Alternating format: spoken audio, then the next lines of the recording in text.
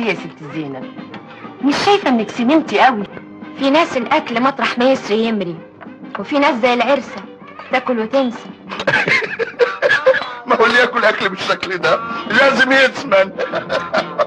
كراتاي لازم الصيام المتقطع.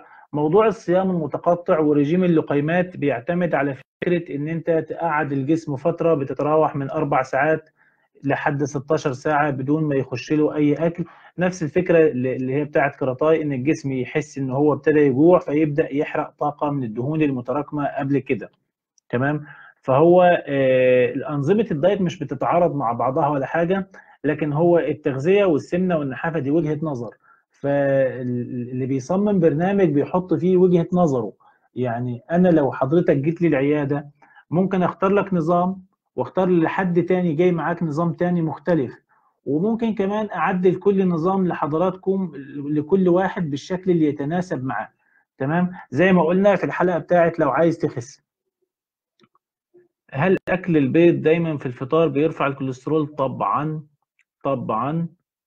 الإنسان العادي السليم ليه في اليوم الار دي اي بتاعته اللي هي الريكومندد ديلي الاونس بتاعته من الكوليسترول تقريبا 300 مللي جرام. صفار البيضة الواحدة في حدود من 200 ل 250 مللي جرام كوليسترول. تمام. ف يعني لو شلنا الكبد والكلاوي، اعلى حاجه بعدهم فيها كوليسترول هي البيض، صفار البيض تحديدا. طبعا هيعلي الكوليسترول لو اتناولناه بشكل يومي. عشان كده بنقول لازم يكون عندك برنامج رياضي تعمله كل يوم، ومش شرط برنامج رياضي يعني اشترك في الجيم. انا لو اقدر اتمشى شويه اتمشى. ستات البيوت شغل البيت بالنسبه لهم برضو يعتبر مجهود بدني. صمتي حكاية، هل الجبن ممكن يثبت الوزن؟ طيب هو يعني ايه تثبيت وزن؟ تثبيت وزن احنا عشان نقلل الوزن بناخد كمية اكل اقل من احتياجات الجسم. تمام. لحد ما نوصل للوزن اللي احنا شايفين ان هو مثالي، فنبدأ مرحلة تثبيت الوزن. تثبيت الوزن ان انت تستعيد جزء من الاغذية اللي انت كنت رفعتها، وتزود كمية الوجبات بتاعتك شوية، بحيث يكون الطاقة الوجبة اللي انت بتاخدها تدي لك كمية طاقة قد اللي انت محتاجها. بمعنى ان انت لو عايز تخس واحتياجاتك اليومية 2500 كالوري من الطاقة، 2500 كيلو كالوري، فاحنا بنقول لك كل 200 تفضل تاخد 200، والجسم كل يوم يحرق ما يعادل 500. تمام. فانت لما توصل للوزن اللي انت شايف ان هو مثالي، لما توصل للوزن اللي انت شايف ان هو مثالي، بنبدا مثلا اقول لك ايه، خلاص انت احتياجات جسمك 2500، خد 2500، فيبقى انت كده جسمك لا ليه ولا عليه. لكن اللي بيحصل ان انت بتاخد 3000، فيبدا ال 500 الفرق يتخزنوا في شكل دهون. بالمناسبه هنا انا عايز اقول وجهه نظري في حاجه في موضوع الوزن المثالي. الوزن المثالي، استاذكم انا هشرب شاي من غير سكر. الوزن المثالي هو الوزن اللي انت شايف، او هو الوزن المساوي لحجم جسمك اللي انت راضي عنه. تمام. بمعنى الوزن المثالي في نظريات كتيره جدا اتقالت، الايديال بادي ويت. الاشهر منهم والاكثر وليست الادق، الاشهر منهم هي نظريه البادي ماث اندكس، اللي هي تعتمد على ال ال الوزن بالكيلو جرام مقسوم على مربع الطول بالمتر، وبنقسمه بعد كده من 18 ونص ل 25، ومن 25 ل 30، ومن 30 فما فوق. ده نظام من الأنظمة اللي بتحدد الوزن المثالي. لكن أنا وجهة نظري إن الوزن المثالي، لأنه كمان ده بيختلف من بلد لبلد، يعني الوزن المثالي في فرنسا مثلا غير الوزن المثالي في الصين، غير الوزن المثالي في الدول العالم العربي. فأنا شايف إن الوزن المثالي هو الوزن المكافئ لحجم جسمك اللي أنت راضي عنه. يعني لما توصل لحجم وشكل جسمك اللي أنت راضي عنه، هو ده الوزن المثالي. إذا ما تناولت البقوليات المسموحة بالنظام كالعدس أو الفاصوليا البيضاء يصح له لازم أتناولها؟ إذا ما إذا حضرتك مش عايز تاكليها، إذا حضرتك عندك مصدر هي طبعا فيها جزء من الكربوهيدرات الصحيه. اذا حضرتك متوفر معاك ان انت تاكلي لحوم وما عندكيش مشكله في موضوع الاسعار والاقتصاديه، اب تو يو يعني، يا ريت يا ريت. ما هو النظام مكلف شويه. هل الافضل ناكل كميات قليله يعني الواحد يقوم عن الاكل وهو جعان؟ هو انت لو اتعودت تاكل كميه قليله انت مش هتقوم من عن الاكل وانت جعان اطلاقا، انت هتتعود. اصل المعده عامله زي البالونه، تمام؟ انت لو حطيت فيها كميه اكل قد كده هتبقى بالحجم ده، لو حطيت فيها كميه اكبر هتبقى بالحجم ده، لو حطيت فيها كميه اكبر هتبقى بالحجم ده. وهدي لحضرتك مثال، انت لو في عزومه واكلتي لغايه ما جبتي اخرك مفيش نفس تاكلي حاجه تانية، ممكن بعد شويه تلاقي مكان لكوبايه عصير، وممكن بعد شويه تانية تلاقي مكان لفاكهه. اصل الفاكهه مش اكل، اصل العصير مش اكل.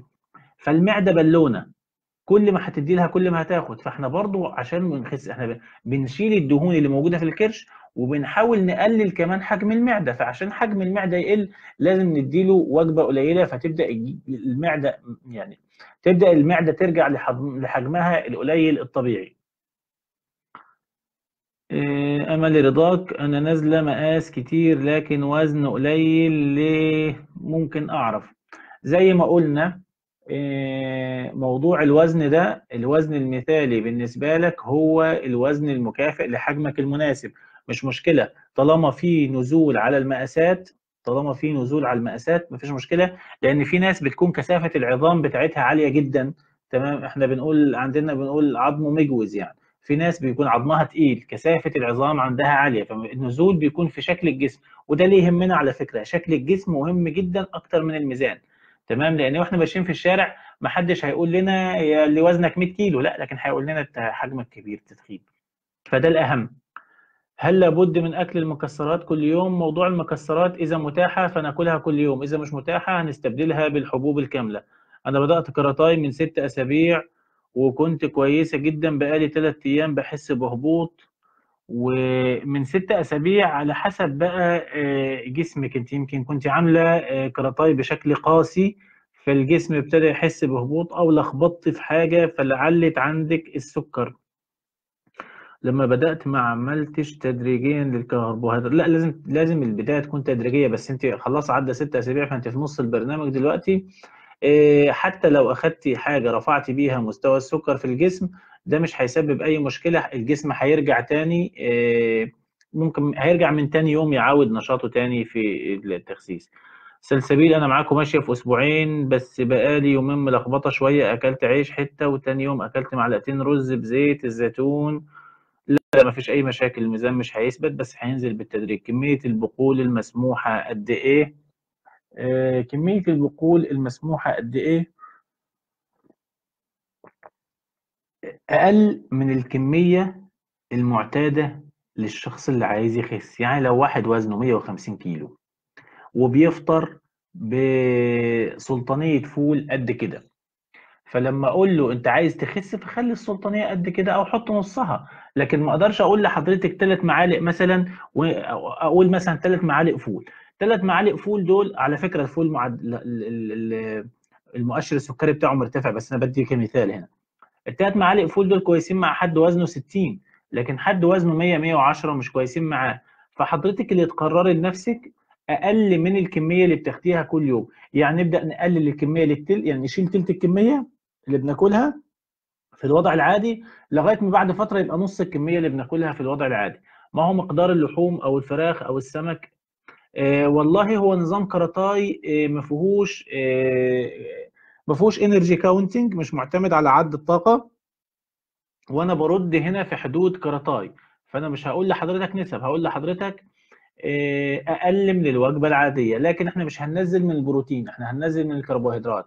يعني لو حضرتك بتتغدى في العادي نص فرخه مع رغيفين عيش مع طبق رز، هيفضل نص الفرخه زي ما هو، ورغيفين العيش هنقللهم. يعني في الاول هيبقى رغيف واحد لغايه ما نقدر نستغنى عنه تماما، والرز هنقلله لحد ما نستغنى عنه تماما. وهنستبدلهم اما بالحبوب الكامله، يعني ممكن تاكل طبق رز، لا، تاكل طبق حبوب كامله، حبوب قمح كامله، تمام؟ لو ما فيش مكسرات. الكلام، شكرا. يا ريت انزل أستاذة فاطمة، يا ريت تعيدي السؤال تاني. يا ريت أنزل نظام الأسبوع. والله نظام الأسبوع ماشي إن شاء الله، هنحاول ننزل نظام الأسبوع. لكن أنا مش عايز أفرض حاجة على حد. كل واحد، أنا بعلمك إزاي تظبط نظامك العادي، وكل واحد يظبط المتاح عنده بحيث يتناسب مع إمكانياته وظروفه. هايدي، أعرف مواعيد الوجبات. مواعيد الوجبات المفروض إن الإفطار من 7 ل9 الصبح، والغدا من 3 ل5، والعشاء قبل 9.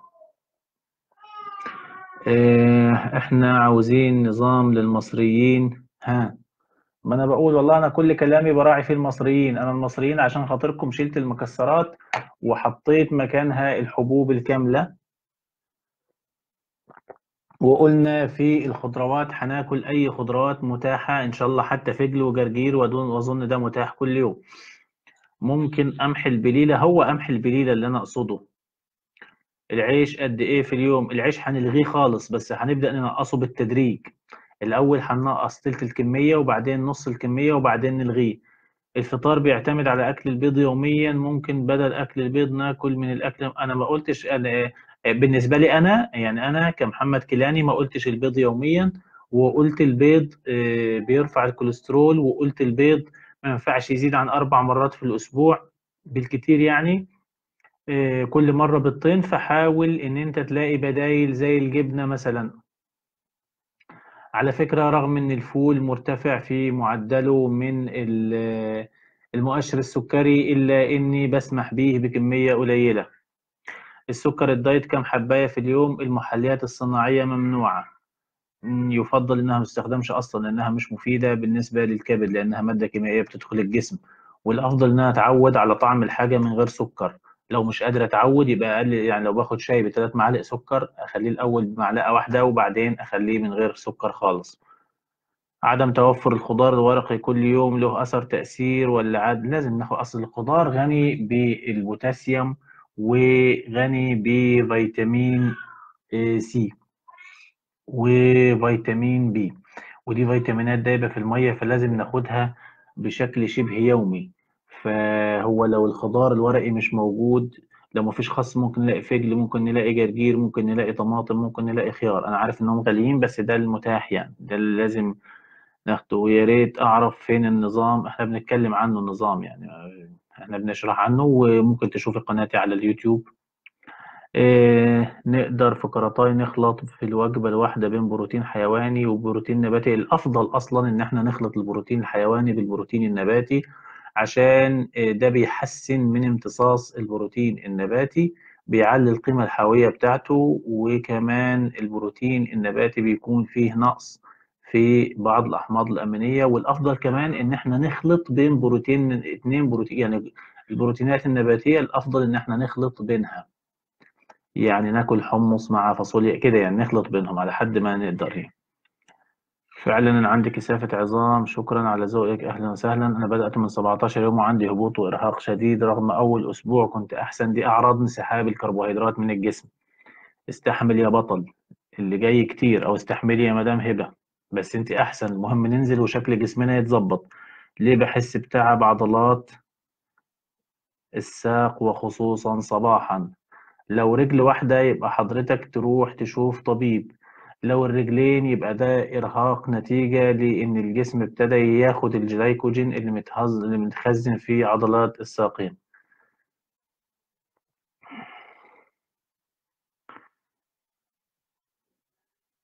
إيه ها.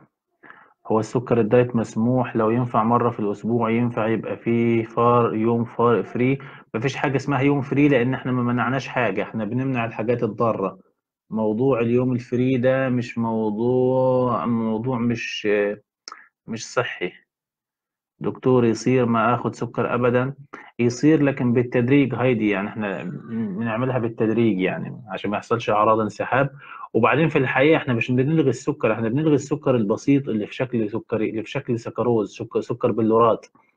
لكن السكر موجود في الفاكهه، موجود في الكربوهيدرات المعقده. الالياف بتتكسر برضه، في جزء منها دايب، فبيتكسر في شكل، بيوصل برضه في النهايه يبقى جلوكوز.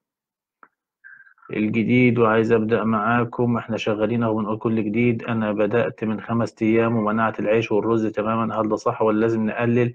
والله طالما بدأت توكلي على الله، لكن احنا قلنا إن نبدأ بالتدريج أفضل، يعني اللي عنده عزيمة يبدأ إيه على طول يبدأ. البرغل مسموح الكميات، البرغل يعني لو تقصدي الفريك واللي هو القمح المجروش تمام، ما احنا يا دوب كسرناه، بس هو حبوبات القمح الكاملة بس احنا كسرناها، مسموح. إيه شكرا. العيش السن مسموح بنسب قد ايه؟ العيش السن هو عيش عليه ردة، تمام، لكن يفضل ان احنا ناخد الحبوب الكاملة. لو مش قادرين نستغنى يبقى نقلل كمية العيش السن لغاية ما نوصل لان احنا نستخدم الحبوب الكاملة. العسل النحل مسموح. عسل النحل عبارة عن سكر فركتوز عالي جدا. سكر الفركتوز هو صورة مراية لسكر الجلوكوز وبيتحول لجلوكوز في النهاية. عسل النحل لو على سبيل التشافي والتداوي ممكن ناخد معلقة أو معلقتين على الريق في وجبة الإفطار، لكن هو تبعا لقرطاي المفروض إن أنا أقول لك إن هو ممنوع، لكن على سبيل التشافي والتداوي معلقتين ولا معلقة صغيرة، مش حقيقة معلقتين صغيرين أو معلقة كبيرة إن شاء الله يكون مسموح بيه. الجزر والبنجر ينفع مسلوق؟ لا الجزر، لا الجزر ني، البنجر نسلقه عادي. يعني اقدر اعتبر الخس هو بديل؟ ما هو الخس خضار ورقي. جسمي نازل بس وزني اشوفه ثابت. احنا قلنا اهم حاجة نزول الجسم، اهم من نزول الوزن هو نزول الجسم، تمام. انا كده مش شايف اسئلة تانية، يعني انا تحبوا انهي البث ولا نتكلم في حاجة تانية؟ انا اللي كنت عايز اتكلم فيه النهاردة اتكلمت شوية في الاساس النظري لكاراتاي، كان جزء شكله بايخ كده كأنه محاضرة، يعني انا بعتذر أصل انا راجل اكاديمي يعني والمهنة بتحكم. واتكلمنا بعد كده عن الوزن المثالي. قلنا ان الايديال بادي ويت هو الوزن اللي بيساوي حجم وشكل جسمي اللي انا راضي عنه، وده كلامي انا الشخصي اللي انا اسأل عنه، ده رأيي انا الشخصي حتى لو اختلف معايا من يختلف. بمعنى لو البي ام اي البادي ماس اندكس بيقول ان وزنك لازم يكون 50، لكن انت شايف انك لو بقيتي 50 هتلاقي نفسك رفيعة جدا، فده يبقى مش وزن مثالي. الوزن المثالي لازم اكون انا راضي عن نفسي فيه. طول ما انا مش راضي عن نفسي فلا، انا كده يعتبر مش وزن مثالي بالنسبة لي. إيه، من الواتساب مدام سمية لو حضرتك تكتبي لي اسم حضرتك على الفيس وانا اعمل لحضرتك دعوة حالا. إيه، سمية صاوي، لو حد يعرف مدام سمية يعمل لها دعوة حالا. هنا مش انا قدامي دلوقتي مش عارف اعمل دعوة لحد. إيه، ها مشكور على الرد الأستاذ علاء طه. كم نسبة الدهون الصحية المسموحة في الوجبة؟ مثلا كم معلقة زيت زيتون على السلطة؟ الدهون لازم ما تزيدش عن 30% من الوجبة الصحية، الدهون ما تزيدش عن 30% من الكالوريز بتاعة الوجبة. وبناء على ذلك لو توقعنا ان الوجبة هتكون 2000 كالوري، ال2000 30% منها حوالي 600. ال600 لو قسمنا بالتقريب كده على 10 حوالي 60 جرام، يعني بالظبط كده بتاع معلقتين يا ست الكل هيكون كفاية، أو هما 3 معالق توزعيهم على مدى اليوم. ممكن ترد على سؤال؟ أكيد اسأل مباشرة. أملي في رضاك يا رب. اسأل مباشرة. دكتور الشد العضلي أو ألم الساق، يعني أنا داخلة بالنظام صحيح ولا استمر؟ الشد العضلي يبقى تشوفي دكتور متخصص فيه، وألم الساق يعني لو هي ساق واحدة زي ما قلت لحضرتك يبقى تشوفي دكتور، لو هما الساقين يبقى دي أعراض انسحاب الجلايكوجين منهم، وهنحاول نتريض كتير ونمشي. الشد العضلي له تفسير مش تخصصي. متى يتم تناول الفاكهة وإدخالها على النظام الغذائي؟ تناول الفاكهة على حسب الدكتورة كورطاي بيكون مع وجبة الغداء أو بعدها، المهم ما يكونش بين وجبتين عشان ما نكسرش فترة الصيام اللي هي 4 ل5 ساعات. عفوا دكتور، أوزن جسمي الصبح ولا بالليل؟ كويس السؤال ده. بالنسبة للوزن في ناس بتحب توزن كل يوم، في ناس بتحب توزن مرتين في الأسبوع، في ناس بتحب توزن 3 مرات في الأسبوع. لكن أهم حاجة إن إحنا نوزن على نفس الميزان ونوزن في نفس الظروف. بمعنى لو أنا متعود أوزن الصبح يبقى أوزن الصبح كل يوم الصبح. لو أنا متعود أوزن بالليل، هو الأفضل على فكرة إن أنا أوزن الصبح بعد ما أقوم من النوم وأدخل الحمام. بعد كده بنوزن بنوزن. تمام. طبعا اللي بيوزن كل يوم مش بيلاحظ تغيير. أنا مش لاقي حضرتك مدام سوية. اللي بيوزن كل يوم مش بيلاقي تغيير إلا لو هو ميزانه دقيق قوي. وبعدين أغلب الموازين المنزلية بيكون فيها 2 كيلو أو 2.5 زيادة، يعني طمنوا. أغلب الموازين المنزلية، فالأفضل إن أنا أوزن على ميزان حساس اللي هو بيعمل لي بيديني كل المؤشرات بتاعة الجسم، اللي هو الفات أنالايزر، بادي أنالايزر. دكتور يعني ممكن اتغدى دجاج مشوي مع سلطة واتعشى دجاج مشوي كله بدون خبز ولا رز؟ اه ممكن، وبعزمني معاك، او ممكن حاجة ام احمد ويا ريت تعزمينا كمان على فراخ مشوي وسلطة. يا سلام، حد طيب فراخ مشوي وسلطة صبح وغدا وعشاء، ده كده تبقى الحمد لله يعني. أنا باخد وجبة واحدة بس باليوم، ده صح ولا غلط؟ قبل ما أكمل السؤال، غلط. ده لا على كراتاي ولا على المالكي ولا ألتا، مش على أي ملة. غلط إن إحنا ناخد وجبة واحدة في اليوم، لأن هتضطر تنام بعدها والجسم هيجوع بعدها وهتاكلها لغاية ما تملى معدتك. فحتى لو وزنك مثالي هتلاقي عندك كرش. إذا لينا فاكهة يوميا، وإيه الفاكهة المسموحة؟ لينا فاكهة يوميا. الفاكهة المسموحة هي فاكهة الموسم، لكن ناخد بالنا بلاش الفاكهة المسكرة جدا أو نقلل كميتها. يعني التمر ناخد منه كمية قليلة جدا. التين والعنب ده مش ميعادهم، الحمد لله مش موسمهم دلوقتي.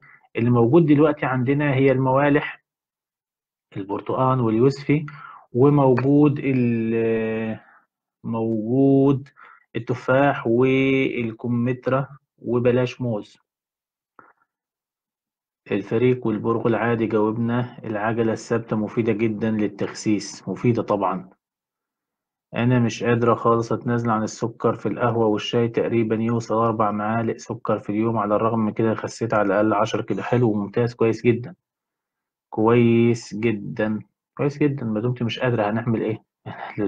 الدايت ما ينفعش يكون عقاب، عشان انت لو اعتبرت الدايت عقاب وحاجة لازم تعملها اجباري هتيجي في فترة تقول لا خلاص انا تعبت ومش قادر. الدايت هو تغيير نظام حياة.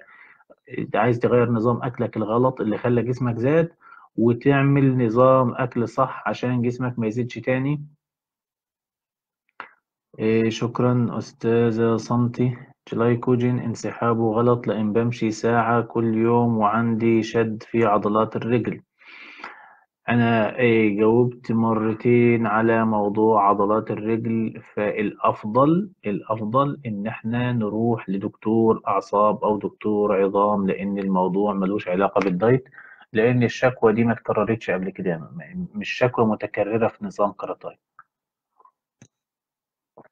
فدي حالة خاصة عند حضرتك. فيا ريت تتابعي دكتور، لأنه ممكن يكون الموضوع فيه حاجة تانية ما ينفعش يتسكت عليها. إيه، بتمنى حضراتكم تكونوا استفدتوا، بتمنى أكون قدرت أوصل معلومة، وأتمنى أكون قدمت لحضراتكم معلومة مفيدة. يا ريت ما تنسوش تدعموا قناتي على اليوتيوب وتشوفوا الفيديوهات هناك، عشان نقدر نقدم كل ما هو جديد سواء في كاراتاي أو في غير كاراتاي. بتمنى لكم سهرة سعيدة. ودلوقتي الساعة داخلة على 9. المفروض إن احنا هنتوقف عن الأكل، لكن مسموح إن احنا نشرب مشاريب من غير سكر. طبعا مش نقعد نتسلى، لا، نشرب عند الحاجة. نشرب شاي بدون سكر، نشرب حليب بدون سكر، أو المشاريب اللي بتعلي الحرق زي اليانسون والجنزبيل بالليمون. هنا بيشربوا الأيران اللي هو اللبن الرايب. هو طبعا ما فيهوش سكر، لأن بشكل عام محدش بيزود في السهر، يعني على 11-12 كل الناس بتكون نامت. ناخد آخر كام تعليق. أشرب عصير فريش. لو هتشربي عصير فريش ما يكونش متصفي يا ريت. شكرا لحضرتك. أنا باخد كورتيزون لتأثير، طبعا الكورتيزون بيأثر على نزول الدم، بيوقف نزول يعني بيعمل تأثير عكسي على نزول الوزن.